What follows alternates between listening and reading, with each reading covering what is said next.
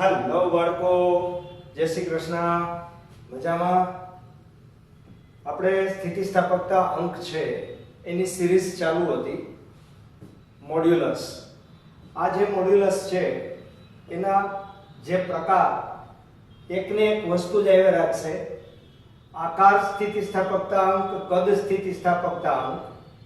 સ્થિતિસ્થાપકતા અંક એટલે શું?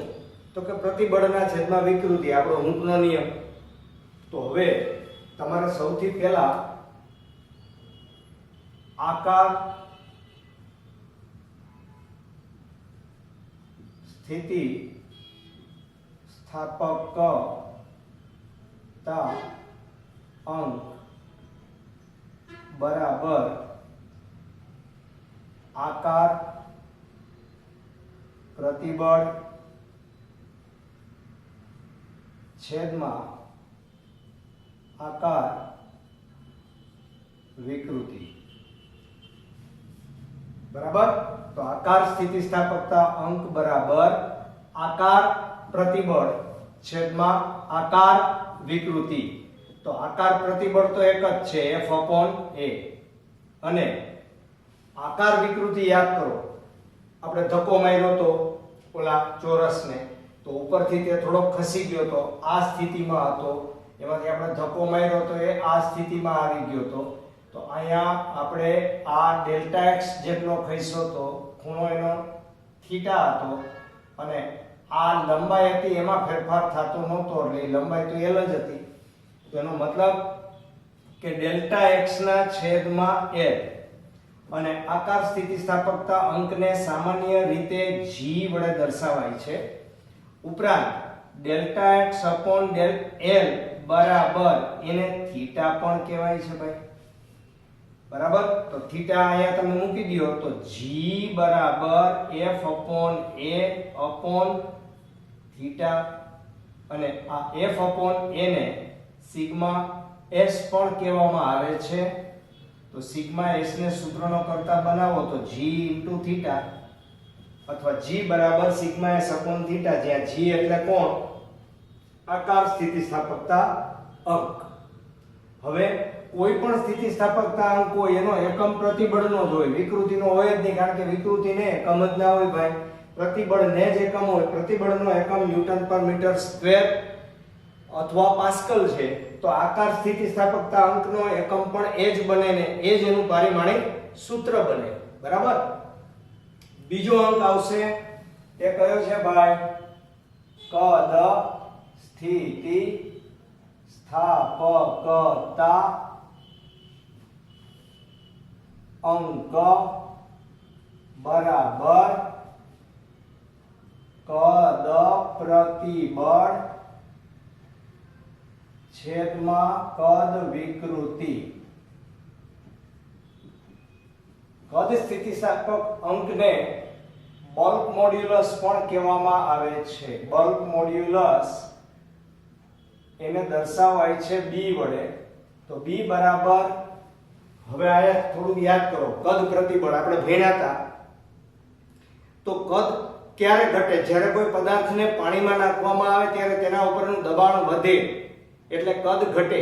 અને આ દબાણ કોણ ઉત્પન્ન કરે? તો કે પાણી વડે વિરુદ્ધ દિશામાં ઉત્પન્ન થતું દબાણ છે. હા, હકીકતમાં વિરુદ્ધ દિશામાં નથી, પાણી ઉપર જ સીધું ડાયરેક્ટ દબાણ જ આવે છે. અને એવા જે દબાણ લાગે છે એ દબાણ જ તમારું કદ પ્રતિબળ થઈ ગયું છે. બરાબર? એવું પણ આપણે ભણ્યા હતા. એટલે આને દબાણ વડે દર્શાવવામાં કોઈ પ્રોબ્લેમ નથી. કદ વિકૃતિ તો તમને બધાને ખબર છે કે ડેલ્ટા v ના છેદમાં v. પણ ધ્યાન રાખો કે દબાણ માં થતા વધારા ને લીધે કદ ઘટે છે. અને કદ ઘટતું હોય તો આપણે નિશાની અહીંયા માઈનસ મૂકવી પડે, એને બદલે આપણે અહીંયા માઈનસ મૂકીએ તોય કઈ વાંધો નથી. તો બલ્ક મોડ્યુલસનું બીજું આપણા ઉપયોગમાં આવે એવું સૂત્ર PV ના છેદમાં ડેલ્ટા v પણ લખાય. બરાબર? અને ક્યારેક એવું બને કે જો દબાણનો વધારો અતિશય સૂક્ષ્મ હોય તો ડેલ્ટા p * v ના છેદમાં ડેલ્ટા v પણ લખાય. પણ ધ્યાન રાખો નિશાની કેવી રાખવાની, બલ્ક મોડ્યુલસ હંમેશા હોય કેવો ઋણ આવશે દબનીયતા. દબનીયતા કેને કહેવામાં આવે? સિમ્પલ છે બિલકુલ. બલ મોડ્યુલસ ના વ્યસ્ત ને દબનીયતા કહેવામાં આવે છે.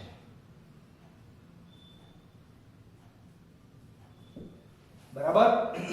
એટલે કે બલ્ક મોડ્યુલસ ના વ્યસ્તને દબનીયતા કહેવાય. દબનીયતાને k વડે દર્શાવાય તો k બરાબર 1/b. અને દબાણમાં સૂક્ષ્મ વધારો કરતા કદમાં થતા સૂક્ષ્મ ઘટાડાનું વ્યસ્ત છે. એનો મતલબ આમ થાય કે માઈનસ તો પાકા છેદમાં ડેલ્ટા p ના છેદમાં ડેલ્ટા v upon v. એટલે કે આમ લખાય માઈનસ ડેલ્ટા v ના છેદમાં v ના છેદમાં ડેલ્ટા p. આવું પણ લખાય. એટલે કે ઉપરના ભાગમાં કોણ આવશે? ટૂંકમાં આ સૂત્ર તમારું હતું એ કેવું થઈ જશે? ઉલટું. કદ વિકૃતિ ઉપર, પ્રતિબળ ક્યાં આવશે? નીચે. પ્રતિબળ એટલે દબાણમાં થતો સૂક્ષ્મ ફેરફાર. તો આનો એકમ છે ઈ આના કરતા ઊંધો થશે. મતલબ કે કોઈ પણ સ્થિતિસ્થાપકતાનો એકમ તમને મેં હમણાં કીધું કે ન્યૂટન પર મીટર સ્ક્વેર હોય. તો અહીંયા શું થશે? કયો? મીટર સ્ક્વેર પ્રતિ ન્યૂટન થશે. અને એનો એકમે બદલી જાય. તો દબનીયતા અગત્યની ભૌતિક રાશિ છે. ગમે ત્યારે નાના નાના પ્રશ્નોની અંદર પણ તમને પૂછી શકાય. તો આ બધાય સૂત્રાત્મક પ્રશ્નો નાના નાના છે, બિલકુલ તકલીફવાળા નથી. આ ધ્યાનથી સાંભળી લો. ઓલરાઈટ? ક્લિયર?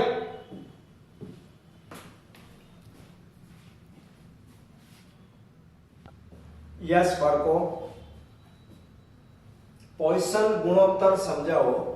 પોઇસન નામના વૈજ્ઞાનિકે એક નવું અવલોકન લોકોની સમક્ષ મૂક્યું. અને આ અવલોકનનો ઉપયોગ આપણે ઇલેક્ટ્રિસિટીમાં પણ ભવિષ્યમાં 12th ની અંદર કરવાના છીએ. આ જ બાબત. એટલે જરાક સમજી લેજો હું શું કહેવા માંગુ છું. દાખલા તરીકે આ કોઈ એક તાર છે, પાતળો તાર. હવે આ પાતળા તારને યંગ મોડ્યુલસ શોધવાનો પ્રયોગ, કે જે પ્રયોગ આપણે ભણવાનો નહોતો, એટલે મેં તમને એનું માત્ર સૂત્ર જ આપ્યું હતું.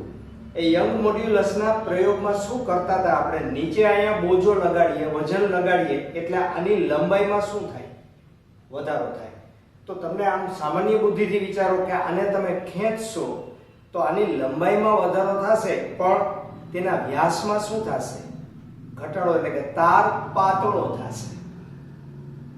અને તેનાથી ઉલટું કરવામાં આવે. પોઇસનનું કહેવાનું એવું હતું કે જો આ લંબાઈને આમ દબાવવામાં આવશે તો એના વ્યાસમાં વધારો થશે, તો લંબાઈ ઘટશે.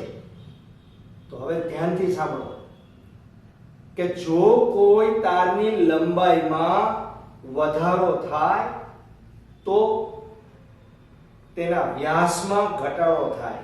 આ વ્યાસને પાર્શ્વિક પરિમાણ કહેવામાં આવે છે. ટૂંકમાં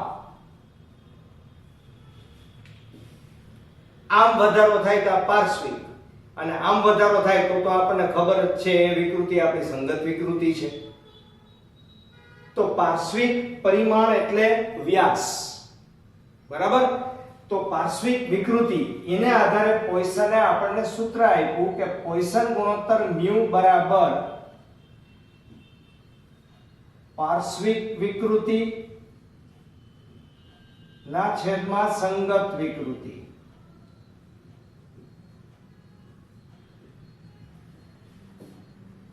ધારો કે કોઈ તાર છે, એનો વ્યાસ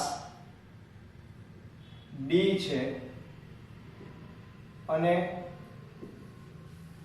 તેમાં ડેલ્ટા d જેટલો ફેરફાર થાય તો ડેલ્ટા ડી અપોન ડી ને બીજું કાંઈ ના કહેવાય પણ ડેલ્ટા ડી અપોન ડી ને જ પાર્શ્વિક વિકૃતિ કહેવામાં આવે.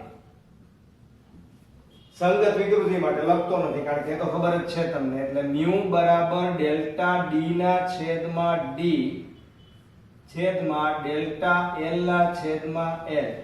આ પોઈસનનો ગુણોત્તર કોના જેવો છે ખબર છે? કે લંબાઈમાં ઘણી વ્યક્તિ છે બરાબર, અચાનક જ એની ઉંમર 12 13 કે 14 વર્ષની થાય તેની લંબાઈમાં એક ધડાકે વધારો થાય તો આપણા ઘરના મેમ્બર અથવા તો બહારની કોઈ વ્યક્તિ લાંબા સમય આવે તો તરત જ કહે કે ભાઈ તું નાનો હતો ત્યારે તો આમ જાડિયો હતો પણ હવે તું લાંબો થઈ ગયો અને લાંબો થયા પછી તું પાતળો થઈ ગયો. જુઓ તો એ પોઈસન ગુણોત્તર જ થયો ને કે લંબાઈમાં વધારો થયો, પહોળાઈમાં ઘટાડો થયો, રાઈટ? પણ હવે જેમ જેમ સમય જતો જાય એમ એમ એવું બને કે તમારું બોડી વધતું જાય પણ હા એટલે એની સામે સંગત વિકૃતિ લાંબી ન થાય કારણ કે તમે એકવાર લાંબા થઈ ગયા પછી ટૂંકા નથી થતા. ઓકે, તો પોઈસનનો ગુણોત્તર આપણા જીવન સાથે સંકળાયેલો જ છે સમજો તો, રાઈટ? તો આ પોઈસનનો ગુણોત્તર છે. આ પોઈસનના ગુણોત્તરને જરાક વધારે સાદુરૂપ આપણે આપીએ તો delta D upon D into L upon delta L. આમ પણ લખાય, બધી વસ્તુ એકની એક જ છે. જુદા જુદા દ્રવ્ય માટે આ પોઈસનનો ગુણોત્તર જુદો જુદો હોય કારણ કે કોઈ પણ ધાતુ છે એનો તાર તમે પસંદ કરો તો એ ધાતુ નરમ પણ હોય, કડક પણ હોય, એટલે કે તેની લંબાઈમાં કેટલો વધારો થાય, તેના વ્યાસમાં કેટલો ઘટાડો થાય, તેની લંબાઈમાં કેટલો ઘટાડો થાય અને તેના વ્યાસમાં કેટલો વધારો થાય એ જે તે દ્રવ્યની જાત ઉપર આધાર રાખે. બરાબર? એટલે જુદા જુદા દ્રવ્યો માટે પોઈસનનો ગુણોત્તર જુદો જુદો હોય, એક સરખો કોઈ સંજોગોમાં હોય નહીં. Alright, clear? પોઈસનનો ગુણોત્તર બિલકુલ સિમ્પલ છે. આપણે બહુ ઊંડાણપૂર્વક બહુ ડીપમાં એટલું બધું સમજવાની જરૂર નથી. આપણે આ ચેપ્ટરની અંદર સૂત્રો મહત્વના છે અને સૂત્રોની સમજૂતી આપણા માટે ઇમ્પોર્ટન્ટ હોવાને લીધે આપણને ZEE નીટમાં તે મદદ કરે. Okay, yes બચેલો. તારને ખેંચતા તેમાં સંગ્રહ પામતી સ્થિતિસ્થાપકીય સ્થિતિ ઊર્જાનું તથા ઊર્જા ઘનતાનું સૂત્ર મેળવો. હવે કોઈ પણ તાર છે, આ તાર છે, આ તારની નીચે તમે બોજો લટકાડશો એટલે વજન બળ mg અધો દિશામાં લાગશે. એને લીધે આ તારની લંબાઈમાં થોડો વધારો થાય. તો જ્યારે આ તારમાં લંબાઈમાં વધારો થાય ત્યારે સામે વિરુદ્ધ દિશામાં પ્રતિબળ તો લાગતું જ હોય. એટલે કે આ તારને પોતાની મૂળ અવસ્થામાં લઈ જવાનો પ્રયત્ન તો થતો જ હોય અને એ ઊર્જા તમે જેમ તારને ખેંચતા જાવ એમ તારમાં તમારા ખેંચાણ બળને કારણે જે ઊર્જા સંગ્રહ પામે એ સ્થિતિસ્થાપકીય ઊર્જા છે કે જે કાર્ય તમે જેટલું કાર્ય એના ઉપર કરશો એટલું જ કાર્ય સ્થિતિસ્થાપકીય સ્થિતિ ઊર્જા રૂપે અંદર સંગ્રહ પામશે. બરાબર? તો હવે આપણે એનું સૂત્ર પ્રાપ્ત કરીએ. તો તમને બધાને ખબર છે કે યંગ મોડ્યુલસ y બરાબર f upon a upon delta l upon l. બરાબર? પ્રતિબળ છેદમાં વિકૃતિ, જ્યાં ડેલ્ટા l બરાબર તારની લંબાઈ માં થતો ફેરફાર. ફેરફાર એટલે કે આપણા માટે તો ખરેખર અત્યારે આપણે તારને ખેંચીએ છીએ એટલે શું થાય છે? વધારો. અને વધારો થાય છે એનું નામ હું બદલાવી નાખું છું, સંજ્ઞા l રાખું છું. શા માટે? હમણાં તમને ખબર પડશે. તેથી આ સૂત્ર આવું થઈ જશે f upon f into capital L upon L into a. બરાબર? અને એક આપી દો અને તેથી બળ F ઇઝ ઇક્વલ ટુ શું થશે? y into a into L upon L. બરાબર. આ f ને સૂત્રનો કર્તા મેં બનાવ્યો, બીજું કાંઈ નથી કર્યું. આને સમીકરણ નંબર 2 આપો. ધારો કે dl જેટલો સૂક્ષ્મ વધારો કરવા માટેનું જરૂરી કાર્ય dw હોય તો dw બરાબર f ગુણ્યા શું થશે? dl. બળ ગુણ્યા સ્થાનાંતર એટલે આ કાર્ય. ઈ કાર્ય છે એ ઊર્જા રૂપે સંગ્રહ પામશે. બરાબર. તો આને આપણે સમીકરણ 3 કહી દઈએ. અને હવે તારનું l બરાબર 0 થી l બરાબર l વચ્ચે સંકલન કરતા કુલ લંબાઈ ના વધારા માટેનું કાર્ય થશે. બરાબર. અને તેથી અહીંયા dw બરાબર સંકલનમાં f ડોટ dl કિંમત મૂકી દો. y એ l આ ત્રણેય અચળ છે. આ મૂળ લંબાઈ અચળ છે તમારી. y અચળ, a અચળ. તો એને બહાર કાઢી લ્યો. y a upon a l અને સંકલનમાં 0 થી l અને અહીંયા આવશે l dl. આ l તો એ અંદર રાખ્યો. તો હવે સંકલન તમે કરી નાખશો તો w બરાબર u બરાબર y a upon l into l square upon 2. શું કામ? ઘાત વધે, વધેલી ઘાત છેદમાં. ઓકે. તો ઇક્વલ ટુ હવે થોડોક આપણે ફેરફાર કરીએ એટલે આપણને નવા સ્વરૂપ મળશે. સૂત્ર આવી ગયું છે પણ આ સૂત્રમાં આપણે ફેરફાર કરીએ. ફેરફાર શું કરીએ તો કે અહીંયા આપણે l વડે ગુણી દઈએ અને l વડે ભાગી નાખીએ અને થોડુંક ગોઠવણ કરી નાખીએ. તો આવું થશે. y પહેલા એમનેમ રાખો, ગુણાકારમાં અહીંયા l upon l એનો સ્ક્વેર અને ગુણાકારમાં a into l થશે. આ l એટલે l સ્ક્વેર, આ l સ્ક્વેર તો હતો જ ને, આ l આ એ ગુણાઈ ગયો એટલે a. બરાબર. તો હવે ગુજરાતીમાં વાત કરીએ તો યંગ છે y છે એ યંગ મોડ્યુલસ છે.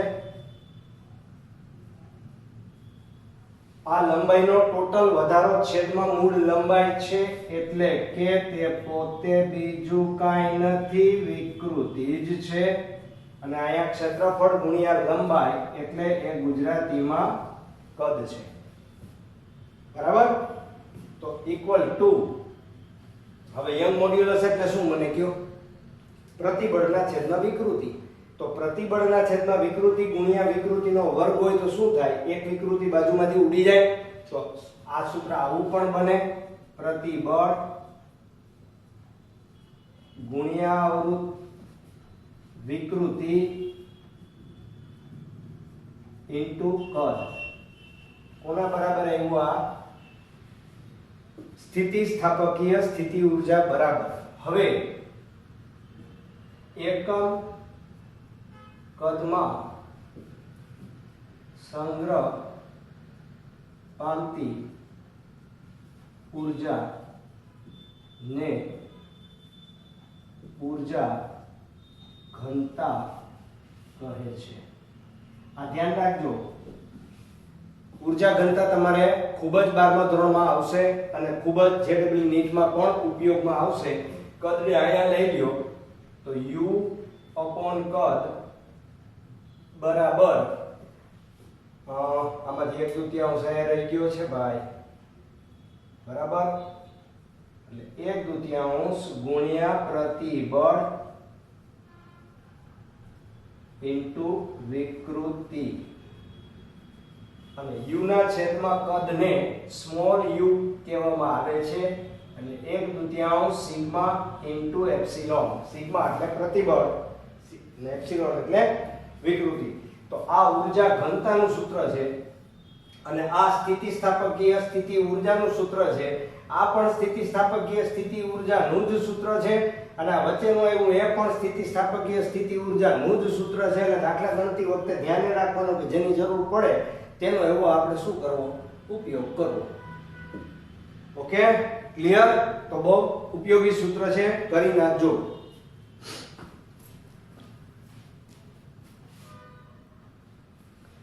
યસ બાળકો, તમારા માટે છે ઉદાહરણ 9.2. રકમ મેં લખેલી નથી એટલે તમારી પાસે ટેક્સ્ટ બુક રાખજો. અહીંયા બાજુમાં રકમ આવી જ જશે હમણાં, બરાબર?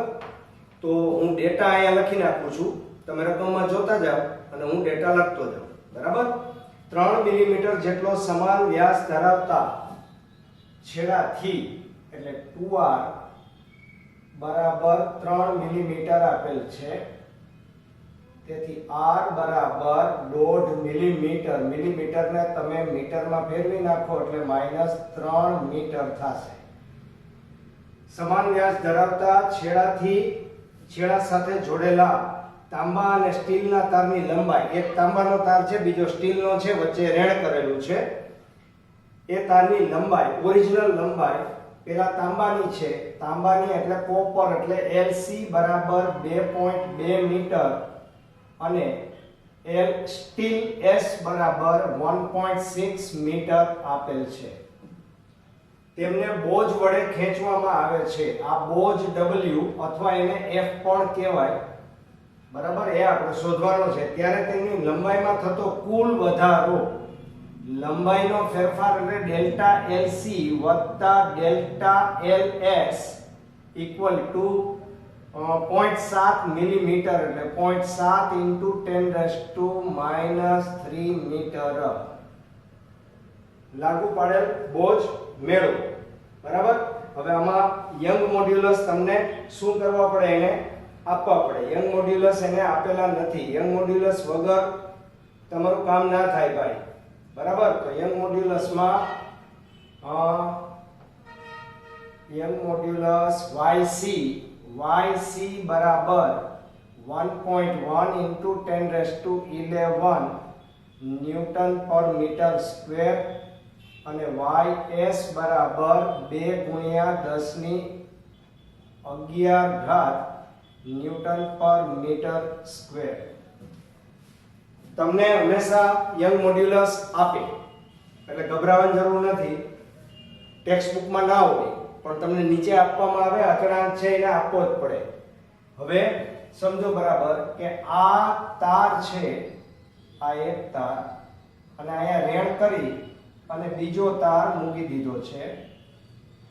બંને તારની ત્રિજ્યા સમાન છે પણ બંને તારની લંબાઈમાં ફેરફાર છે અને બંને તારની લંબાઈનો વધારો ટોટલ બેનો કેટલો છે એ આપે. પણ હવે એક કોપર છે ને એક સ્ટીલ છે, એનો મતલબ જાત બદલી અને જાત બદલે તો તેની લંબાઈનો થતો વધારામાં ફેરફાર થાય. એનો યંગ મોડ્યુલસ પણ અલગ અલગ છે. તો હવે આપણે એનું સોલ્યુશન કરીએ. તો યંગ મોડ્યુલસનું સૂત્ર બેય માટે પહેલા લખો, બરાબર? ઓરિજિનલ યંગ મોડ્યુલસનું સૂત્ર હું લખું છું. y બરાબર શું થાય મને કયો, F/A છેદમાં ડેલ્ટા L/L. આ ઓરિજિનલ સૂત્ર છે. તો ઓરિજિનલ સૂત્ર પરથી y બરાબર આવું ઓરિજિનલ લખાય, F × L છેદમાં A × ડેલ્ટા L, બરાબર? તો F ઇઝ ઇક્વલ ટુ શું થશે, y × A × ડેલ્ટા L છેદમાં L. આવું થાય. તો હવે આ કેને માટે આપણે કામ કરીએ, આ આપણે અત્યારે F માટે F ના સૂત્રનો કરતા બનાવી દીધો, પણ આપણી પાસે ડેલ્ટા L નથી. જો ડેલ્ટા L આપણી પાસે ના હોય, જો આપણી પાસે ડેલ્ટા L ના હોય તો F તમને ડાયરેક્ટ ના મળે, બરાબર? આમાંથી આપણે ડેલ્ટા L ને પહેલા સૂત્રનો કરતા બનાવવો પડે. એટલે ડેલ્ટા L બરાબર FL ના છેદમાં A, એટલે એ અત્યારે રાખી દઉં, પછી હમણાં લખી નાખીશ πr² y, બરાબર? આ આપણું ઓરિજિનલ સૂત્ર. હવે તમે કેને માટે આ સૂત્ર લખો મને કયો, કોપર માટે લખશો તો ડેલ્ટા એલ કોપર બરાબર F ઇન્ટુ L કોપર છેદમાં એ બે માટે સરખું છે Y કોપર બરાબર. અને એવી જ રીતે ડેલ્ટા કેને માટે? સ્ટીલ માટે. સ્ટીલ માટે શું લખશો ભાઈ? ડેલ્ટા LS બરાબર FLS છેદમાં AYS બરાબર. અને તેથી બેનો સરવાળો કરી દયો. એ આપણી પાસે છે ડેલ્ટા LC વત્તા ડેલ્ટા LS બરાબર આ બેનો સરવાળો કરો, એમાંથી F upon A કોમન નીકળશે બરાબર. સરવાળો અહીં આપણી પાસે છે તૈયાર એટલે આપણે કરી દીધો. F એટલે કોણ? તો કે F એટલે F, A એટલે કોણ? તો કે A એટલે પાઈ r સ્ક્વેર બરાબર. અને ગુણાકારમાં કોણ, અંદર કોણ વધશે તો કે LC ના છેદમાં YC વત્તા LS ના છેદમાં YS થાય. હવે આમાં શું કરાય? બધાની કિંમત ન મૂકવા જવાય. જ્યારે મોટું સૂત્ર હોય ને ત્યારે ટુકડા ટુકડાની ગણતરી સાઈડમાં કરી લેવાય એટલે આપણી ભૂલ ન થાય અને જાજુ બધું લખવું ન પડે અને સમય બચે. આ બધું ધ્યાન રાખવાનું છે. હવે પાઈ r સ્ક્વેર ની આપણે પહેલા ગણતરી કરી નાખીએ. પાઈ એટલે કોણ? તો કે 3.14 ગુણ્યા 1.5 એનો સ્ક્વેર એટલે 2.25 અને ઓછા 3 ઘાતનો સ્ક્વેર એટલે ઓછા કેટલી ઘાત આવશે? 6 ઘાત. એટલે આપણે હવે કેલ્ક્યુલેટરની શું પડશે ભાઈ? જરૂર પડશે. ચાલવું જોઈએ કેલ્ક્યુલેટર. 3.14 ગુણ્યા 2.25 ઇક્વલ ટુ 7.06 ઇન્ટુ 10⁻⁻6 બરાબર. અને હવે LC ના છેદમાં YC વત્તા LS ના છેદમાં YS બરાબર LC એટલે 2.2 ના છેદમાં 1.1 ઇન્ટુ 10⁻11 વત્તા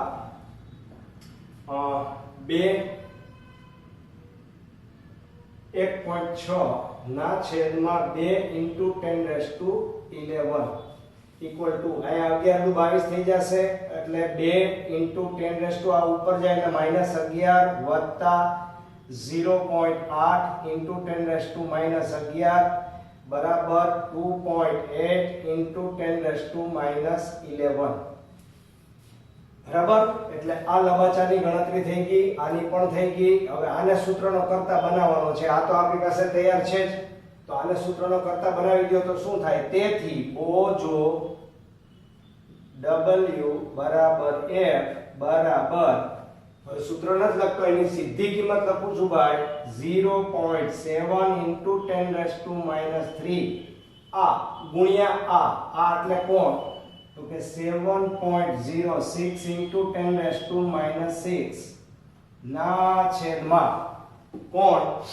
તો કે આ આખો લંબાચો અહીં છેદમાં વયો જાય તો નીચે કોણ આવશે? તો કે 2.8 ગુણ્યા 10⁻11 ઘાત ઇક્વલ ટુ ગુણાકારમાં આ 6 ને 3 9 ને વત્તા 11 એટલે 2 ઘાત આવશે અને અહીંયા આવશે ગુણ્યા 0.7 ભાગ્યા 2.8 1.76 into 10⁻², એટલે આ લગભગ 1.8 ની નજીક તમે કહી શકો સાર્થક અંકને ઉડાડો એટલે બરાબર. આટલા ન્યૂટન છે એ બોજો આવ્યો એટલે તમે અહીંયા નીચે જે બોજો લટકાવશો એ આટલા ન્યૂટનનો બોજો હશે બરાબર. બેમાં વ્યક્તિગત ફેરફાર આપણે શોધવાની જરૂર નથી, એને ના પાડી છે. આપણે વ્યક્તિગત ફેરફાર શોધવા જઈએ તો એ દાખલાની લંબાઈમાં આપણે શું કરવો પડે? ઘણો બધો વધારો કરવો પડે. ઓકે, તો ગણતરી તો મોટી આવે બાળકો, રાઈટ? ચાલો લખી લ્યો ફટાફટ.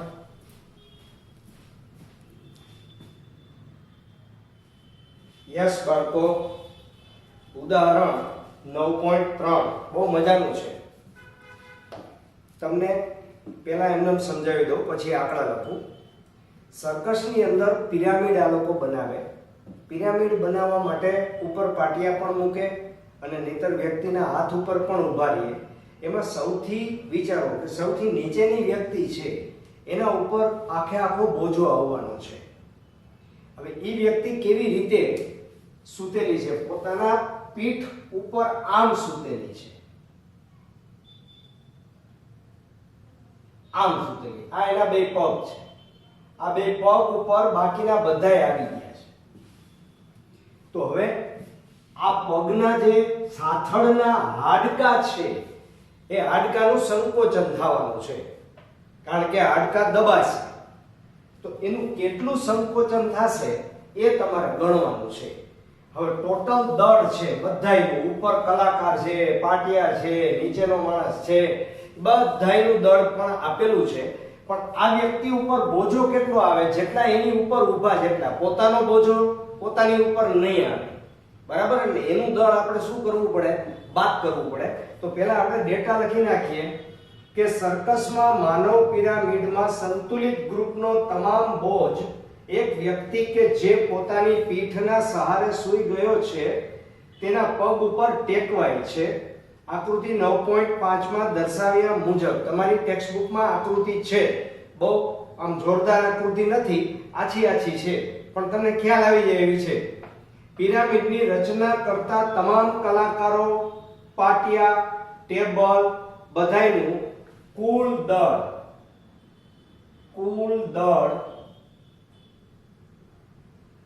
m બરાબર 280 કિલોગ્રામ છે. અને તેમાંથી કલાકાર છે એકલો, એ કલાકારનું દળ m ડેશ બરાબર કેટલું આપ્યું છે ભાઈ? વ્યક્તિનું દળ 60 કિલોગ્રામ છે. અને તેથી વ્યક્તિના પગ પર ટેકવાયેલ દળ m બરાબર, આ બધુંય દળ છે એમાં 60 આવી ગયું છે એટલે આપણે તો બાદ કરવું પડે. તો 280 માંથી 60 બાદ કરશો તમે એટલે 220 કિલોગ્રામ વધે. આટલું ટોટલ દળ છે. આ દળ m આવી ગયું. હવે તળિયે પોતાની પીઠ ઉપર સૂઈ રહેલ છે. વ્યક્તિનું દળ 60 છે. વ્યક્તિના દરેક સાથળના હાડકાની લંબાઈ આપેલી છે. બોલો 50 સેન્ટીમીટર છે. માણસ મોટો છે ભાઈ. અસરકારક ત્રિજ્યા 2 સેન્ટીમીટર છે. એટલે આને મીટરમાં ફેરવો એટલે આ 0.5 થાય. અને આ છે એ 2 ગુણ્યા 10 ની ઉપર ઓછા 2 ઘાત થાય મીટર, બરાબર? તો લંબાઈ છે. વધારાના બોજને કારણે સાથળના દરેક હાડકાનું સંકોચન ગણવાનું છે. ડેલ્ટા એલ આપણે ગણવાનું છે કે જેને કહેવામાં આવે સંકોચન અથવા વિસ્તરણ. આમાં તો વિસ્તરણ થાય નહીં, કોમન સેન્સ નો વાત છે ભાઈ. તો સંકોચન આપણે ગણવાનું છે. અને હાડકાનો યંગ મોડ્યુલસ આપણે જોશે, બરાબર? હાડકાનો યંગ મોડ્યુલસ છે એ લગભગ 9.4 ગુણ્યા 10 ની 9 ઘાત આટલા ન્યૂટન પર મીટર સ્ક્વેર. એની પણ આપણે જરૂર પડે, રકમની અંદર તમને ના આપેલું હોય. યસ બચેલો, બિલકુલ સિમ્પલ છે, બરાબર? તો યંગ મોડ્યુલસ નું સૂત્ર મૂકી દો. યંગ મોડ્યુલસ y બરાબર f upon a upon delta l upon l બરાબર f into l upon a into delta l. delta l આપણે જોઈએ છે તો delta l બરાબર f into l છેદમાં a into y બરાબર f into l છેદમાં pi r square y. હવે ધ્યાનથી સાંભળો કે તમારે બોજો શોધવો પડશે. સાઈડમાં હું બોજો શોધી દઉં છું, કારણ કે આ તો દળ છે, બળ નથી કે બોજો નથી, બરાબર? તો બંને સાથળ પરનો બોજો બરાબર m into g બરાબર 220 ગુણ્યા 9.8 બરાબર 2156 ન્યૂટન બરાબર આટલું 16 1 18 2 21 બરાબર તેથી દરેક સાથળ પરનો બોજો ભાઈ બે પગ હોય હો એટલે બે સાથળ હોય બરાબર એટલે 2156 ના છેદમાં 2 બરાબર 1078 ન્યૂટન બરાબર 10 દુ 20 1 15 7 દુ 14 1 16 8 દુ 16 ઓકે આ 1078 છે ઓકે તો હવે તમારા હાથમાં આ બોજો બળ દરેક અને તમને જો તમારી રકમમાં દરેક સાથળ પરનો જ બોજો તમારે લેવાનો છે લંબાઈનો વધારો ગણવાનો છે બેનો ભેગો નથી ગણવાનો એક હાડકા માટે કેટલું થાય એક પગ માટે બરાબર તો હવે આપણે પાઈ r સ્ક્વેર બરાબર શું થાય પાઈ r સ્ક્વેર બરાબર 3.14 ગુણ્યા ત્રિજ્યા ક્યાં ગઈ 2 એટલે 2 નો વર્ગ કરી નાખો એટલે અહીં કેટલા થઈ જશે 4 અને ગુણાકારમાં 10 ની ઉપર ઓછા 4 ઘાત 314 ચોકુ 1256 એટલે 12.56 into 10⁻⁻4 બરાબર તો હવે આ કિંમત તો ઓલરેડી મળી ગઈ છે આપણને તો હવે આપણે એની મૂલ્ય મૂકી દઈએ એટલે વાત પૂરી થઈ જાય ભાઈ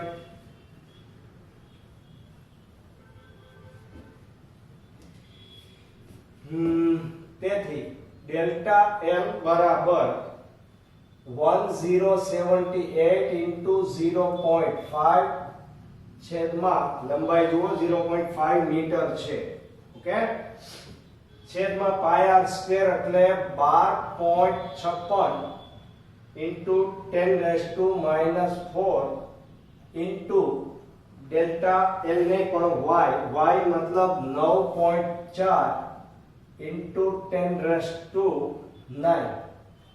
બરાબર તો ઇક્વલ ટુ આનો આપણે હિસાબ તો કરવો પડશે ને ભાઈ બે એક અડધી મિનિટનું કામ નથી 1078 ગુણ્યા 0.5 ભાગ્યા 12.56 ભાગ્યા 9.4 ઇક્વલ ટુ 4.56 into 10⁻⁵ 9 4 5 ઉપર જાય તો -5 આટલા મીટર આ ડેલ્ટા L વધારો એક સાથળના હાડકાનું સંકોચન થયું આટલું સંકોચન થયું બરાબર તો હવે આ સંકોચનમાં યાદ કરો આંશિક ત્રુટિ આપણે ભણ્યા હતા એમ આંશિક સંકોચન તમારે શોધવું હોય કે જેને વિકૃતિ કહેવાય સાદી ભાષામાં તો ડેલ્ટા L ના છેદમાં L બરાબર 4.56 ગુણ્યા 10 ની ઓછા 5 ઘાતના છેદમાં મૂળ લંબાઈ તમારી લેવી પડે મૂળ લંબાઈ 0.5 એના બરાબર 0.00091 આવશે આ મીટરમાં ન હોય કારણ કે L ભાગ્યા L આવી ગયા છે બરાબર તો આ તમારી વિકૃતિ પણ થઈ અને બે થઈ અને તેથી આ તમે જે સંકોચન કરો છો એ સંકોચનનો પ્રતિશત ફેરફાર જોતો હોય કયો ફેરફાર ભાઈ પ્રતિશત ફેરફાર જોઈતો હોય તો આ ડેલ્ટા L ના છેદમાં L ને તમારે કેટલાય ગુણ નાખવા પડે 100 એ ગુણશો એટલે 0.4 times 091 into 100 is equal to 0.0091 આટલા percentage ભૂલાઈ ગઈ ઓલરાઈટ ક્લિયર આમ બરાબર જોવું પડે બાળકો આડેધડ કામ નહીં કરવાનું ઓકે જય શ્રી કૃષ્ણ બાળકો આજે આટલું જ કાલે આપણે દાખલા જ ગણવાના છે કારણ કે ચેપ્ટર હવે તમારું સૂત્ર જેટલા મહત્વના હતા એ પૂરા થયા છે માત્ર એક ઊંચાઈનું સૂત્ર લઈને આપણે થોડુંક સમજવાનું છે પછી આપણે દાખલા જ ગણવાના છે ઓલરાઈટ ચાલો જય શ્રી કૃષ્ણ